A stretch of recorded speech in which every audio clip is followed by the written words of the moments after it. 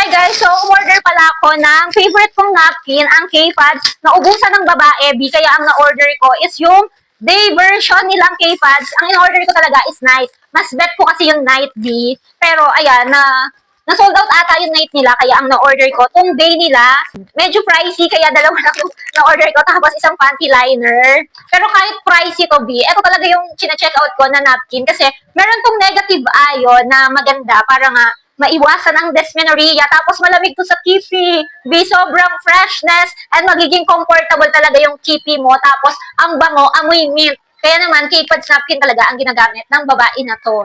So, kung gusto nyo rin, lumamig yung kipi nyo, and ayaw nyo magka-rashes, iwas dysmenorrhea, ayan, i-consider nyo, K-Pads napkin, pati na rin to K-Pads panty liner po nila. Ilalagay ko yung link nito sa aking basket. Kahit medyo pricey siya, sulit na sulit, kag nagamit nyo to, hindi na kayo babalik sa dati yung napkin. Huy!